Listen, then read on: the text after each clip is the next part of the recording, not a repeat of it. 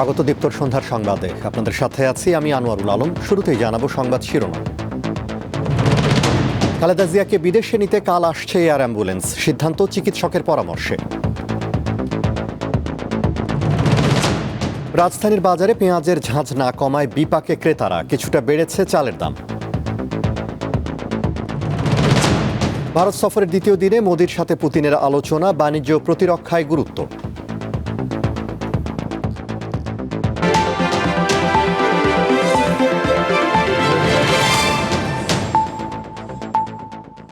এবারে বিস্তারিত। BNP chairperson Begum Khaleda জিয়াকে বিদেশে নিতে কাল বিকেল 5টায় ঢাকায় আসবে এয়ার অ্যাম্বুলেন্স। কাতারের আমিরের ব্যবস্থাপনায় জার্মানি থেকে এটি আসবে। চিকিৎসকরা পরামর্শ দিলে রবিবার সাবেক প্রধানমন্ত্রীকে লন্ডন নেওয়া হবে বলে জানিয়েছেন বিএনপি মহাসচিব মির্জা ফখরুল ইসলাম আলমগীর। এদিকে লন্ডন থেকে ফিরে হাসপাতালে খালেদা জিয়াকে দেখেছেন তারেক রহমানের স্ত্রী জুবাইদা রহমান। বিএনপি চেয়ারপারসন বেগম খালেদা জিয়াকে দেখতে শুক্রবার বেলা 11টা 57 এভারকেয়ার হাসপাতালে পৌঁছান তারেক রহমানের স্ত্রী ডাক্তার জুবাইদা রহমান। লন্ডন থেকে ঢাকার হযরত শাহজালাল আন্তর্জাতিক বিমানবন্দরে অবতরণ করে সরাসরি হাসপাতালে আসেন জীবন মৃত্যু সন্ধিক্ষণে থাকা শাশুড়িকে দেখতে। সাবেক প্রধানমন্ত্রীর শারীরিক অবস্থার খোঁজ খবর নিয়ে দুপুর 2টা 23 হাসপাতাল থেকে বেরিয়ে যান জুবাইদা। তবে গণমাধ্যমের সঙ্গে তিনি কোনো কথা বলেননি। এদিকে বিলম্ব হচ্ছে খালেদা জিয়ার লন্ডন যাত্রা। কাতারের আমিরের ব্যবস্থাপনায় শনিবার হযরত শাহজালাল বিমানবন্দরে পৌঁছবে এয়ার অ্যাম্বুলেন্স। জার্মানি থেকে এটি আসবে বলে জানিয়েছে ঢাকায় কাতারের দূতাবাস। উন্নত চিকিৎসার জন্য কখন সাবেক প্রধানমন্ত্রীকে বিদেশে নেওয়া হতে পারে শুক্রবার জানালেন বিএনপি মহাসচিব। চিকিৎসকরা প্রাণপণে চেষ্টা করছেন এবং আশা করছেন যে তিনি আগামীকাল যদি আপনার এই এয়ার অ্যাম্বুলেন্স এসে পৌঁছায় কাতার থেকে, তাহলে আগামী পরশু অর্থাৎ রোববার তাকে লন্ডনে নিয়ে যাওয়া সম্ভব হবে। বিএনপি মহাসচিব বলেন, খালেদা জিয়া গণতন্ত্রের জন্য দীর্ঘদিন সংগ্রাম করেছেন। দীর্ঘ 6 বছর তাকে কারারুদ্ধ করে রাখা হয়েছে। এর মধ্যে 2 বছর তিনি একটি নির্জন কারাগারে, পুরনো কারাগারে, কেন্দ্রীয় কারাগারে তাকে আটক করে রাখা হয়েছিল এবং সবাই সন্দেহ করেন সেইখান থেকেই তার এই রোগের সূচনা হয়। একটা অপরাধমূলক অবহেলা, চিকিৎসার অভাবের কারণে তিনি আরো অসুস্থ হয়ে পড়েন। এদিকে 80 বছর বয়সী সাবেক এই প্রধানমন্ত্রীর সুস্থতা কামনা করে বাদ জুমা রাজধানী সহ সারা দেশে মসজিদে মসজিদে দোয়ার আয়োজন করেছে বিএনপি। এছাড়া বিভিন্ন মন্দির, গির্জা ও প্যাগোডায় খালেদা জিয়ার রোগ মুক্তি কামনায় প্রার্থনা করা হয়। 12 দিন ধরে বিএনপি চেয়ারপারসন এভারকেয়ার হাসপাতালে চিকিৎসাধীন। তিনি লিভার সিরোসিস, হৃদরোগ, কিডনি জটিলতা ও ডায়াবেটিস সহ অন্যান্য শারীরিক সমস্যায় ভুগছেন। সঞ্জিদা প্লাবনী, দীপ্ত সংবাদ, ঢাকা। দর্শক, এই মুহূর্তে রাজধানীর এভারকেয়ার হাসপাতালের সামনে আছেন সহকর্মী মেহেদি হাসান, সরাসরি যোগ দিচ্ছেন তিনি। মেহেদি, খালেদা জিয়ার বিষয়ে সবশেষ কি তথ্য রয়েছে আপনার কাছে, আমাদের জানাবেন?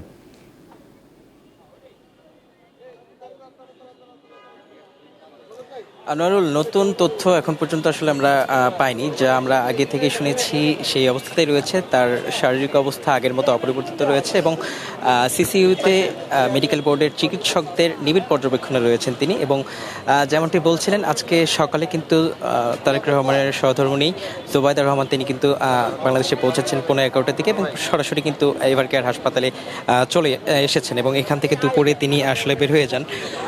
যদিও কথা রয়েছে রাতের দিকে আবার তিনি হয়তো হাসপাতালে আসতে পারেন। আর এদিকে যে এয়ার অ্যাম্বুলেন্সের কথাটি বলছিলেন, এই কারণে কিন্তু আসলে বেগম খালেদা জিয়াকে যে বিদেশে নিয়ে যাওয়ার প্রক্রিয়াটি ছিল সেটি কিন্তু আসলে কিছুটা পিছিয়েছে। যেমনটি আপনি বলছিলেন যে আগামীকাল জার্মানি থেকে সেই এয়ার অ্যাম্বুলেন্স আসলে তারপরে কিন্তু আসলে রবিবারে মেডিকেল বোর্ডের সিদ্ধান্ত অনুযায়ী আসলে বেগম খালেদা জিয়াকে লন্ডনে উন্নত চিকিৎসার জন্য নিয়ে যাওয়া হতে পারে। তো এখন পর্যন্ত আসলে এভার কেয়ারের সামনে একই অবস্থায় রয়েছে এবং ডাক্তাররা আসলে নিবিড় পর্যবেক্ষণের মধ্যে তাকে রেখেছে এবং আজকে মেডিকেল বোর্ডেরও একটি বৈঠক বসার কথা রয়েছে। এখন পর্যন্ত আসলে সেই বিষয় নিয়ে আনুষ্ঠানিকভাবে কোনো বক্তব্য দেওয়া হবে কিনা সেটি নিশ্চিত করা হয়নি এবং আমরা এখানে উপস্থিত রয়েছি। যদি বৈঠক শেষে কোনো নতুন তথ্য আমাদেরকে জানায় সেক্ষেত্রে আমরা আসলে নতুন কোনো কিছু জানতে পারবো। এছাড়া গত 13 দিন থেকে আসলে এভার কেয়ারেই বেগম খালেদা জিয়া আসলে চিকিৎসা নিচ্ছেন। আনোয়ারুল, এভার কেয়ারের এই ছিল আসলে সবশেষ পরিস্থিতি। মেহেদি, আপনাকে ধন্যবাদ। রাজধানীর এভার কেয়ার হাসপাতালের সামনে থেকে জানাচ্ছিলেন সহকর্মী মেহেদি হাসান। এদিকে বিএনপি চেয়ারপারসন খালেদা জিয়ার রোগ মুক্তি কামনায় দেশের বিভিন্ন স্থানে জুমার নামাজ শেষে বিশেষ দোয়া অনুষ্ঠিত হয়েছে। শুক্রবার রাজশাহী মহানগরী ও জেলার মসজিদগুলোতে বিশেষ দোয়ার আয়োজন করা হয়। এতে খালেদা জিয়ার সুস্থতা, দীর্ঘায়ু ও দ্রুত আরোগ্য কামনা করেন সর্বস্তরের মানুষ। পাশাপাশি মন্দির ও গির্জা সহ অন্যান্য ধর্মীয় উপাসনালয়ে প্রার্থনার আয়োজন করা হয়।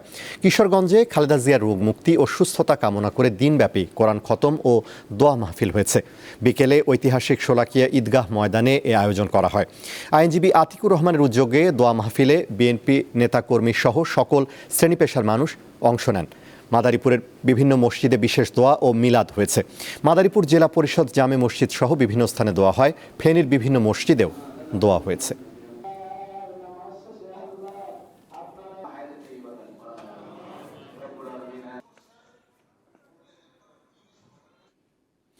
ঢাকা ৭ আসনে বিএনপির মনোনয়ন বঞ্চিত ৪ জন আজ একত্রে বিক্ষোভ করেছেন। বিকেলে পুরান ঢাকার লালবাগে এই বিক্ষোভের আয়োজন করা হয়। তারা দাবি করেন, বিএনপির মনোনয়নপ্রাপ্ত হামিদুর রহমান হামিদ ঢাকা ৭ আসনের ভোটার নন, তিনি ঢাকা ৬ আসনের ভোটার।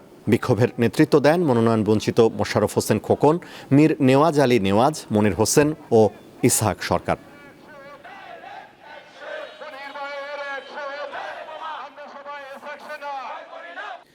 রাজধানীর বাজারে এবার পেঁয়াজের ঝাঁঝে ক্রেতার বেহাল দশা।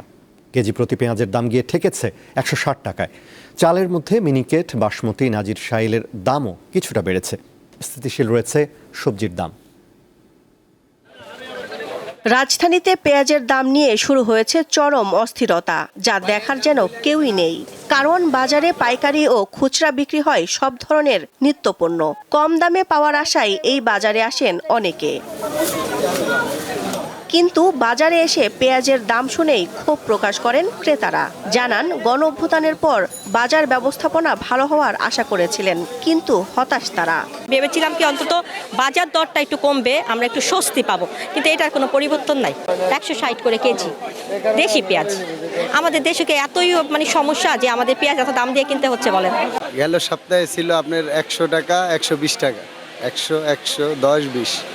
আর এই সপ্তাহে হইলো আপনার ১৪০ টাকা, ১৫০ টাকা, ১৬০ টাকা আজকের বাজার। এখন দাম বাড়ার কারণটা হইলো আপনার দেখা যাচ্ছে সরবরাহ কম, আমদানি কম, এই কারণে মূলত দামটা একটু বেশি। তবে সবজির দাম কিছুটা স্থিতিশীল। শীতের সবজির সরবরাহ বেশ ভালো। শসা হাইব্রিড 40 টাকা কেজি, বেগুন 40 টাকা কেজি, নতুন আলু 40, ওই মরিচ 1 কেজি 40, সিম 1 কেজি 40, টমেটো এটা হলো 80 টাকা, আর এটা হলো 100 টাকা। টমেটোর দামটা একটু বেশি, আর অন্য তরকারির দাম কম। লাল শাক 20 টাকা কেজি, 30 টাকা, লাল শাক জোড়া 30, পালং জোড়া 30, পুঁই শাক 20, পাতাকপি 20। এখন তো পুরা সিজন বাজারের, নতুন তরকারি সব নেমে গেছে না, সেই হিসেবে তো বেশি আছে। গত সপ্তাহের মতো এ সপ্তাহেও বাড়তি দামে বিক্রি হচ্ছে চাল। মিনিকেট, বাসমতি, নাজির শাইলের দামও বেশ চড়া। চাউল, সব চাউলের সরবরাহ ভালো আছে, কিন্তু দাম যে বাড়ছে কমার কোনো ইঙ্গিত নেই। বাড়ছে 1 কেজিতে 10 টাকা, 12 টাকা, কমছে 1 টাকা 50 পয়সা, 2 টাকা। মিনিকেট চাল 80 টাকা, 28 চাল 65 থেকে 60, পাইজম চাল 60, সরবরাহ ভালো। তবে পোলাও চালের দাম বাড়ছে। যে পোলাও চাল বিক্রি করছি আমরা 1 সপ্তাহ আগে, 15 দিন আগে 110 টাকা, এখন 120 টাকা। ভালো মানের নাজির চাল 90 টাকা, 85 টাকা, আসিল 70 টাকা, এখন 85, 90, 80। বাজার ব্যবস্থাপনায় কিছু অনিয়ম আছে, সেটাকে যদি আমরা প্রতিরোধ করতে পারি তাহলে হয়তো ক্রয় সীমার মধ্যে থাকবে এবং কৃষক ভালো দাম পাবে। কারণ বাজারে সব ধরনের মাছের দাম গত সপ্তাহের মতোই রয়েছে। মাংসের মধ্যে গরু 750 ও খাসি 1200 টাকায় বিক্রি হচ্ছে। দিলশাদানি, দীপ্ত সংবাদ, ঢাকা। তারুণ্য নির্ভর নেতৃত্ব ও আধুনিক চাঁপাইনবাবগঞ্জ গড়ে তোলার লক্ষ্যে অনুষ্ঠিত হয়েছে ৩২ কিলোমিটার ম্যারাথন দৌড়। শুক্রবার সকালে চাঁপাইনবাবগঞ্জ পৌর এলাকার দারিয়াপুর থেকে এ দৌড় শুরু হয়। চাঁপাইনবাবগঞ্জ উন্নয়ন ফোরামের ব্যানারে আয়োজন করা হলেও এতে নেতৃত্ব দেন চাঁপাইনবাবগঞ্জ ৩ আসনে জামায়াতে ইসলামীর প্রার্থী নুরুল ইসলাম বুলবুল। ম্যারাথন দৌড়ের টাইটেল দেওয়া হয় Victor run with Bulbul for Chapainawabganj. Marathon দৌড়ে প্রায় ৬,০০০ মানুষ অংশ নেন।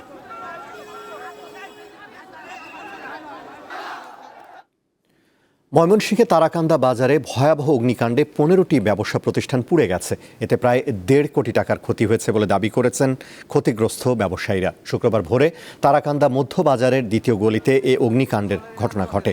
প্রত্যক্ষদর্শীরা জানান, ভোরে হেলাল মিয়ার জুতার দোকান থেকে আগুনের সূত্রপাত হয়। পরে আগুন দ্রুত আশপাশে ছড়িয়ে পড়ে। খবর পেয়ে ফুলপুর ফায়ার সার্ভিসের কর্মীরা ২ ঘন্টার চেষ্টায় আগুন নিয়ন্ত্রণে আনেন। এ ঘটনায় ক্ষতিগ্রস্ত ব্যবসায়ীদের সহযোগিতার আশ্বাস দেন তারাকান্দা উপজেলা নির্বাহী অফিসার।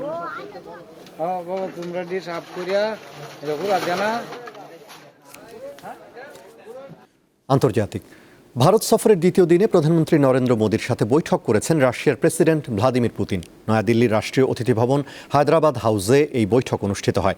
আলোচনায় বাণিজ্য, প্রতিরক্ষা, সহযোগিতা এবং আঞ্চলিক স্থিতিশীলতার উপর গুরুত্ব দেন তারা, এমনটি দাবি করেছে ভারতীয় গণমাধ্যম। পাশাপাশি মস্কো ও দিল্লির মধ্যে স্থায়ী কৌশলগত অংশীদারিত্বের উপর জোর দেন দুই নেতা।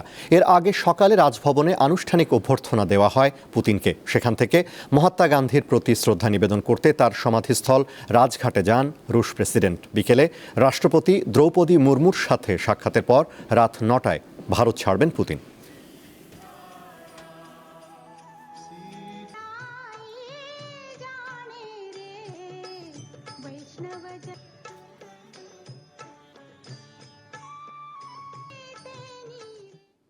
খেলার খবর, আয়ারল্যান্ডের বিপক্ষে ২ ম্যাচের টেস্ট সিরিজে দুর্দান্ত বোলিংয়ের পুরস্কার পেলেন তাইজুল ইসলাম। আইসিসির মাস সেরা খেলোয়াড়ের মনোনয়ন পেয়েছেন বাঁহাতি স্পিনার। নভেম্বর মাসের সেরা দৌড়ে তাইজুলের প্রতিদ্বন্দ্বী দক্ষিণ আফ্রিকার সিমন হার্মার এবং পাকিস্তানের অলরাউন্ডার মোহাম্মদ নেওয়াজ। গত মাসে টেস্টে আইরিশদের স্পিন ২০-এ নীল করে সিরিজ সেরা হয়েছিলেন তাইজুল। ওই সিরিজেই ১৩ উইকেট নিয়ে বাংলাদেশের টেস্ট ইতিহাসে সর্বোচ্চ উইকেটের মালিক বনে যান ৩৩ বছর বয়সী স্পিনার। ৫৭ টেস্টে ২৫০ উইকেট নেওয়া তাইজুল ১৪ টেস্ট কম খেলেই ছাড়িয়ে যান স্বদেশি আরেক স্পিনার সাকিব আল হাসানকে।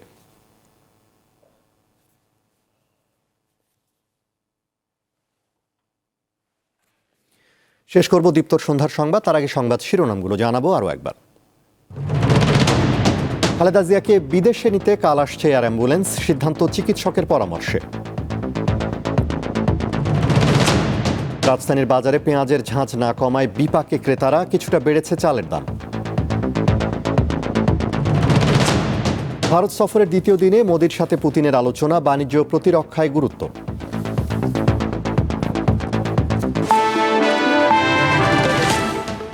এ ছিল এখনকার মতো। আমাদের পরবর্তী দীপ্ত সংবাদ রাত 11টায় দেখার আমন্ত্রণ। এছাড়া আরও তথ্য বিনোদনের খবর পেতে যুক্ত থাকুন দীপ্তর ডিজিটাল প্ল্যাটফর্মগুলোতে। ধন্যবাদ।